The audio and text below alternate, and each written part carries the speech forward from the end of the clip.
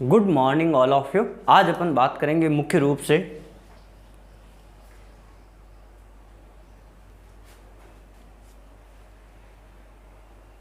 Good morning all of you आपके अपने YouTube channel geography junction पे मैं श्याम देवड़ा आपका स्वागत करता हूं। आज अपन बात करेंगे मुख्य रूप से अंटार्कटिक महासागरीय जलधाराएं।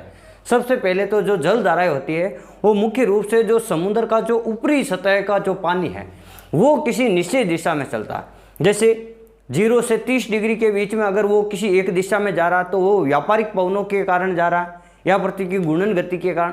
तो मुख्य रूप से वो पछुआ पवनों 0 से 30 डिग्री के बीच में व्यापारिक पवनों के कारण और 30 से 60 डिग्री के मध्य पछुआ पवनों के कारण और 60 से 90 के मध्य ध्रुवीय पवनों के कारण ये जो जल है वो अपने गति करा एक निश्चित दिशा में। और ये जो जलधाराएं हैं ये समुद्र के केवल और केवल जो ऊपरी सतह का जो पानी है उसी को प्रभावित करने का काम करती है जलधाराएं। और जलधाराएं भी दो प्रकार की होती है। मुख्य रूप से जलधाराएं दो प्रकार की होती है। एक जलधारा ठंडी जलधारा होती है और एक जलधारा होती है विषुवतीय जलधारा। और जलधाराओं की जो उत्पत्ति है मुख्य रूप से ठंडी जलधाराओं की उत्पत्ति है वो आपके ध्रुवीय क्षेत्रों का जो बर्फीला जो पानी है या जो ठंडा पानी है। तो जितनी भी जो ठंडी जलधारा आएगी वो आपके मुख्य रूप से जो आपके ध्रुवों की साइड से आएगी। उत्तरी ध्रुव हो सकता है, चाहे दक्षिणी गोलार्ध का दक्षिणी ध्रुव हो सकता है। और जो गर्म जलधाराएं हैं और गर्म जलधाराओं के जो कारण हैं वो मुख्य रूप से आपके विषुवत रेखा के आसपास का जो क्षेत्र है वहाँ से जो गर्म पानी है उसके कारण से जो चलने वाली ये वाली गर्म जलधारा है।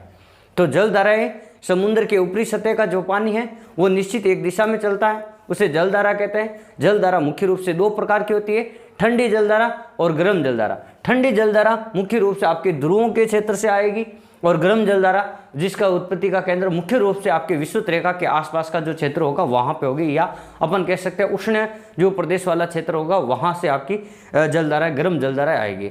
अब आज अपन बात करते हैं मुख्य रूप से अंटार्कटिक महासागर में चलने वाली गर्म और ठंडी जलधाराओं के बारे में। कौन कौन सी जो जलधाराएं हैं अंटार्कटिक महासागर में गर्म है और कौन कौन सी जलधाराएं हैं वो ठंडी जलधारा है। तो देखो सबसे पहले अपन बात करते हैं, ये आपका उत्तरी अमेरिका महाद्वीप का मैप है, ये आपका दक्षिणी अमेरिका महाद्वीप है, ये यूरोपीय क्षेत्र है और ये अफ्रीका वाला क्षेत्र है। तो यहाँ पे बीच में जो एस आकार में फैला हुआ महाद्वीप है वो अंटार्कटिक महासागर फैला हुआ। ये वाला जो महासागर है ये आपका अंटार्कटिक महासागर एस आकार में। और यहाँ पे ये बीच में जो लाइन खींची हुई ये है आपकी विषुवत रेखा, क्योंकि ये विषुवत रेखा यही दो भागों में इसको क्या करेगी, जल के जो उत्तर में चलने वाले को अपन उत्तरी गोलार्ध की जलधारा कहेंगे और दक्षिण में चलने वाले को दक्षिणी अंटार्कटिक महासागर की जलधारा कहेंगे।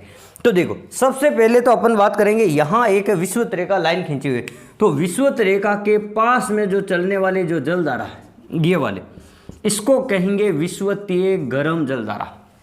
अब देखो विषुवत रेखा के पास में चल रही है तो इसको मैंने नाम लिख दिया विषुवतीय, शॉर्ट में नाम लिख रहा हूँ विषुवतीय। और कौन से महासागर में चल रही, अंटार्कटिक महासागर में। और विषुवत रेखा के पास में चल रही इसका मतलब गर्म जलधारा। तो देखो विषुवतीय, अब जैसे उत्तरी गोलार्ध में है ये विषुवत रेखा के उत्तर है तो यहाँ आप लिख सकते हो उत्तरी विषुवतीय, ये लिख सकते हो आप उत्तरी विषुवतीय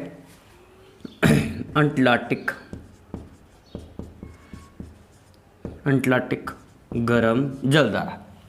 यानी उत्तर में चलती है इसलिए उत्तरी गोलार्ध में चलती है इसलिए उत्तरी लिखा, विषुवत रेखा के आस में विषुवत रेखा लिखा, और अंटार्कटिक महासागर में चलती है इसलिए अंटार्कटिक है और ये गर्म जलधारा। वैसा का वैसा इसको लिख सकते हैं अपन दक्षिणी विषुवतीय, ये लिख देता हूँ अंटार्कटिक, और ये भी क्या है आपकी गर्म जलधारा। तो दो नामकरण किस प्रकार से, विषुवत रेखा के आस में विषुवतीय और उत्तर में चल रही उत्तरी, दक्षिण में चल रही दक्षिणी।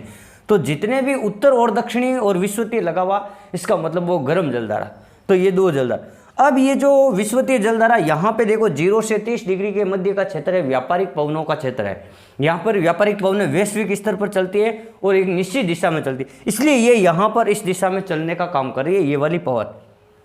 अब देखो ये जो जलधारा यहाँ से यहाँ चलेगी तो यहाँ पे ब्राजील देश है, ये जो ब्राजील देश है यहाँ से टकराने के बाद में ये क्या करेगी, दो भागों में बंट जाएगी। एक जलधारा आपकी उत्तर की ओर चली जाएगी, उत्तर की ओर, और एक जलधारा देखो यहाँ से टकरा कर ये नीचे की ओर चली जाएगी, नीचे की ओर।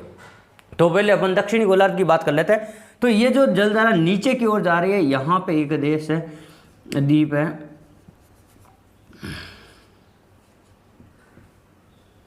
तो ये जो जलधारा नीचे की ओर जा रही है ये गर्म जलधारा है। इसका नाम है, यहाँ ब्राजील देश से टकरा रही है तो इसको कह देंगे अपन ब्राजील की गर्म जलधारा।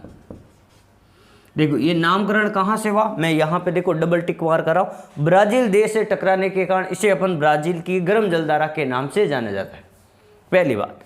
दूसरी बात, यहाँ से देखो ये जैसे ही पछुआ पवनों के प्रभाव में आ जाएगा, ये पछुआ पवनों के प्रभाव में आ जाएगा नीचे वाला क्षेत्र, ये 0 से 30 से बाद में जो 30 से नीचे वाला क्षेत्र है ये पछुआ पवनों के प्रभाव में आएगा। तो यहाँ पे पश्चिम दिशा से पछुआ पवन, पश्चिम दिशा से यहाँ पर जो अटलांटिक महासागर का जो ठंडा जल है, तो ठंडी जलधारा, तो यहाँ से कुछ देखो, यहाँ अपन पानी क्या करता, अपना रास्ता ढूंढ लेता। तो यहाँ पे कुछ गैप है, यहाँ देखो ये अफ्रीका महाद्वीप, दक्षिणी अमेरिका महाद्वीप है, और यहाँ एक द्वीप है फॉकलैंड द्वीप, तो यहाँ पे बीच में जगह है। तो ये पानी क्या करेगा, यहाँ पे आ जाएगा, और ये जो ठंडी जलधारा है ये फॉकलैंड मैंने लिखा, तो फॉकलैंड की ठंडी जलधारा यहाँ पे मैं लिख देता हूँ,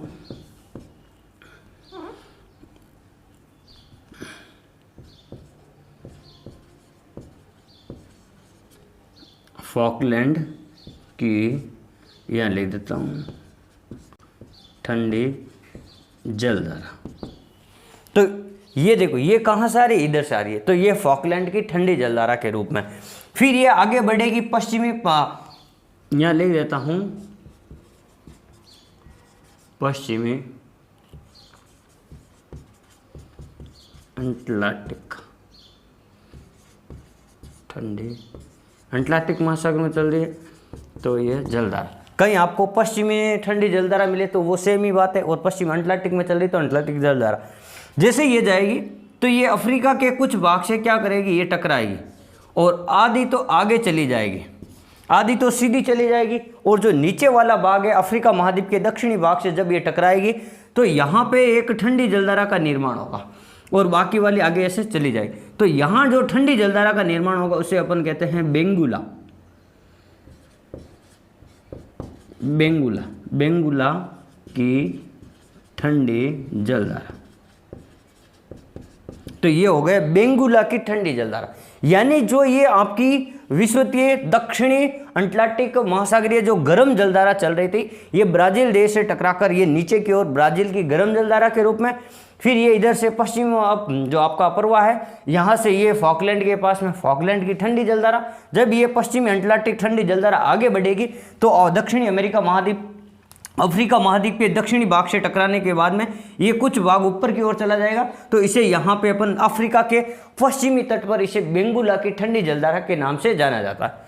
ये तो हो गए आपके दक्षिणी अटलांटिक महासागर की जलधारा है, और यहाँ पे दो गर्म जलधाराएं थी, और ये देखो दो ठंडी जलधारा, फॉकलैंड और बेंगुला, और पश्चिम अटलांटिक ठंडी जलधारा। अब अपन बात करते हैं उत्तर वाले की। उत्तर में बहुत सारी जो जलधारा, देखो जिस जिस देश के नाम से जान जाएगी, वहाँ जिस देश के पास में ये जलधारा जाएगी उस देश के नाम से जान जाए। देखो ये उत्तरी अटलांटिक विषुवतीय गर्म जलधारा, जब ये यहाँ पर ब्राजील देश से टकराने के बाद में ये उत्तर की ओर जाएगी, तो उत्तर की ओर जाने के बाद में यहाँ पे एक देश है क्यूबा, ये छोटे मोटे कैरेबियन द्वीप समूह है, यहाँ पर कैरेबियन सागर में क्यूबा में हवाना है, जमैका है, हैती है, तो यहाँ पर द्वीप है। तो ये क्यूबा देश से टकराने के बाद में देखो ये दो भागों में बंट जाएगी, एक तरफ तो ये इधर चली जाएगी और एक इधर चली जाएगी, एक तो इधर की ओर, एक क्यूबा के पश्चिम की ओर।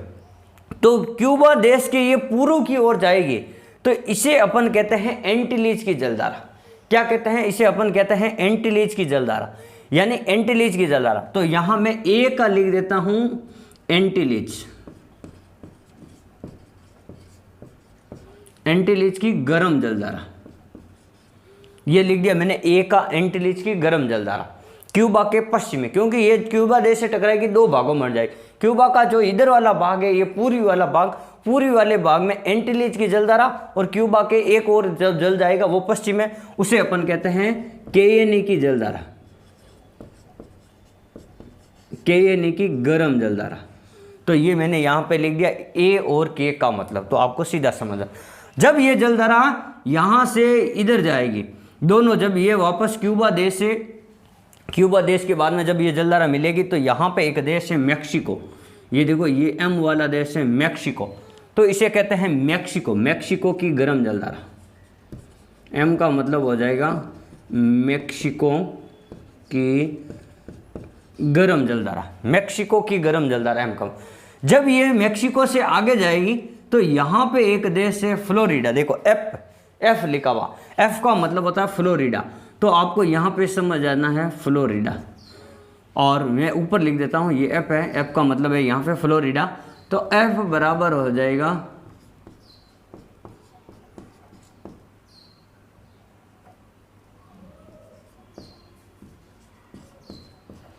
ये भी आपकी गर्म जलधारा, फ्लोरिडा की गर्म जलधारा। जब ये फ्लोरिडा देश के पास में जाएगी तो फ्लोरिडा की गर्म जलधारा। यहाँ पे एक द्वीप है, यहाँ मैं लिख देता हूँ एन, ये है न्यू फाउंडलैंड द्वीप है, न्यू फाउंडलैंड द्वीप। जब ये फ्लोरिडा से आगे जाएगी ये जलधारा, तो इसे अपन क्या कहते हैं, गल्फ स्ट्रीम की गर्म जलधारा। इसे क्या कहते हैं, गल्फ स्ट्रीम, गल्फ स्ट्रीम की, यहाँ लिख देता हूँ गर्म जलधारा। ये जब यहाँ से न्यू फाउंडलैंड तक जाएगी तो इसे कहते हैं गल्फ स्ट्रीम की गर्म जलधारा के रूप में। अब यहाँ से देखो ये एक द्वीप है जहाँ पे मैंने जी लिखा, इस द्वीप का नाम है ग्रीनलैंड द्वीप, और यहाँ पे एक सागर है लेब्राडोर सागर। तो यहाँ से लेब्राडोर सागर से होकर आने वाली जलधारा है, ये ठंडा सागर है, उत्तरी ओर से आ रही है, ये उत्तरी गोलार्ध से आ रही है, तो यहाँ से लेब्राडोर की ये हो जाएगी आपकी ठंडी जलधारा, ये इधर से आ रही है, लेब्राडोर की ठंडी जलधारा,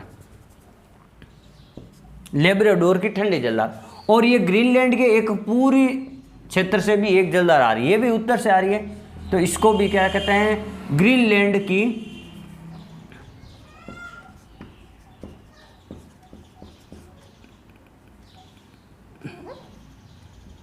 ग्रीनलैंड की ठंडी जलधारा। ये हो जाएगी आपकी, देखो लेब्राडोर भी ठंडी जलधारा है और ग्रीनलैंड भी ठंडी जलधारा, ये दोनों जलधाराएं उत्तर से आ रही है, यानी उत्तरी गोलार्ध से आ रही है। तो यहाँ पे देखो ये गर्म जलधारा आ रही है, ये ठंडी जलधारा आ रही है, और ये जो न्यू फाउंडलैंड द्वीप है, यहाँ पर मछली पालन केंद्र का निर्माण हो जाता है। किसका निर्माण हो जाता है, मछली पालन केंद्र का निर्माण। और ये जलधारा फिर यहाँ से पछुआ पवनों के प्रभाव में आने से इधर जाएगी, ये जलधारा क्या होगी, पछुआ पवनों के प्रभाव में आने से ऊपर की ओर जाएगी। इसे कहते हैं उत्तरी अटलांटिक, उत्तरी अटलांटिक प्रवाह। यही जो गल्फ स्ट्रीम का ही भाग है। कई जगह आपको किताब में गल्फ स्ट्रीम मिलेगा, कई जगह आपको उत्तरी अटलांटिक प्रवाह मिलेगा। तो उत्तरी अटलांटिक प्रवाह, जैसे ही यहाँ पे कुछ द्वीप है, यूरोपीय द्वीप समूह, पछुआ पवनों के प्रभाव में आने से ये यूरोपीय तट से टकराएगी, तो ये भी 3 भागों में बंट जाएगी।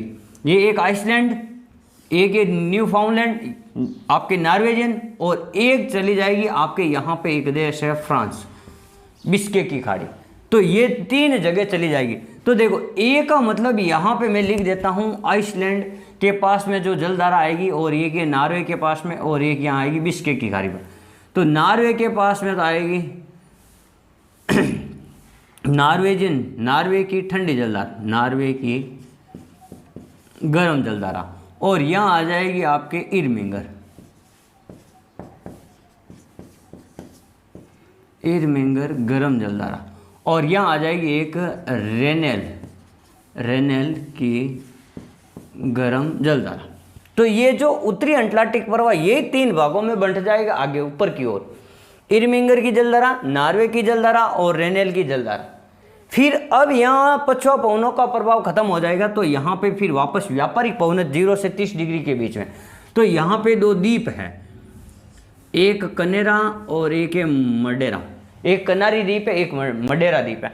तो यहाँ से ये जो जलधारा, यहाँ देखो पछुआ पवन का प्रभाव थोड़ा कम हो जाएगा, तो यहाँ पर क्या हो जाए, नीचे का पानी, समुद्र का पानी उत्प्लावन बल के कारण ऊपर की ओर आएगा, और यहाँ से जो समुद्र का ऊपर का पानी तो गर्म होता है सूर्य के प्रकाश से, लेकिन नीचे का पानी तो ठंडा होता है, तो उत्प्लावन बल के कारण वो क्या होगा, नीचे का पानी ठंडा वो ऊपर आ जाएगा। तो इसलिए इसको कहते हैं कनारी की ठंडी जलधारा, कनारी की ठंडी जलधारा। तो ये जो आपने पढ़ा इसे कहते हैं उत्तरी अटलांटिक महासागर में जलधारा। आपको 2 प्रकार से इसके प्रश्न पूछ सकते हैं। एक तो पूछेंगे उत्तरी अटलांटिक महासागर में चलने वाली जलधाराएं कौन सी है, तो ये सारी उत्तरी अटलांटिक विषुवतीय जलधारा, गर्म जलधारा, फिर आपका एंटीलीज की जलधारा, फिर आपकी केन्या की जलधारा, मैक्सिको की जलधारा, फिर फ्लोरिडा की जलधारा, फिर आपकी गल्फ स्ट्रीम की जलधारा, फिर आपकी लेब्राडोर की ठंडी जलधारा और पूर्वी ग्रीनलैंड की ठंडी जलधारा। और ये उत्तरी अटलांटिक प्रवाह जब आगे बढ़ेगा तो 3 भागों में बन जाएगा। आइसलैंड के पास में इसे अपन इरमिंगर की जलधारा, और नॉर्वे के पास में नॉर्वेजियन इरमिंगर की गर्म जलधारा, और नॉर्वे के पास में नॉर्वे की गर्म जलधारा, और फ्रांस के पास में बिस्के की खाड़ी में इसे रेनेल की गर्म जलधारा के नाम से, और कनारी और मडेरा द्वीप के पास में जब व्यापारिक पवनों के प्रभाव में आएगा तो ये वापस नीचे की ओर गमन करेगा, तो इसे कहते हैं कनारी की ठंडी जलधारा। एक तो ये पूछ सकते हैं उत्तरी में कौन सी चलती है और दक्षिणी में कौन सी चलती है, एक सवाल तो ये। दूसरा प्रश्न आपसे ये पूछेंगे कौन सी जलधारा गर्म है और कौन सी जलधारा ठंडी है, तो वहां से आपको पूछ लेंगे अटलांटिक महासागर में चलने वाली ठंडी जलधारा कौन सी है। तो अटलांटिक महासागर में चलने वाली ठंडी जलधाराओं के बारे में बात करते हैं। देखो जो ठंडी जलधारा है उसको मैं रेड पेन से यहां आपको मार्क कर देता हूं ताकि आपको दिखने में आसानी रहे। देखो एक ठंडी जलधारा है आपकी ये वाली लेब्राडोर की ठंडी जलधारा, लेब्राडोर की ठंडी जलधारा। दूसरी ठंडी जलधारा है आपकी ग्रीनलैंड की ठंडी जलधारा।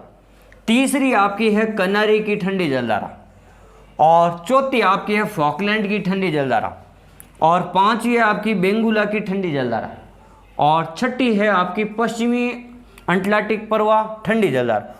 तो ये जो आपको दिख रही है लेब्राडोर, ग्रीनलैंड, कनारी, फॉकलैंड, पश्चिमी और ग्रीनलैंड, तो इस प्रकार से आप हमारे चैनल को लाइक, शेयर और सब्सक्राइब जरूर करें।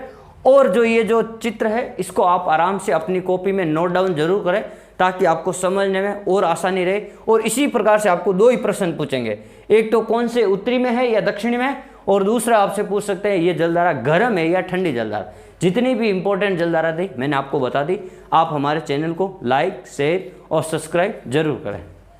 आप अपनी पढ़ाई को निरंतर जारी रखें, हंसते रहे, मुस्कुराते रहे। धन्यवाद। वंदे मातरम।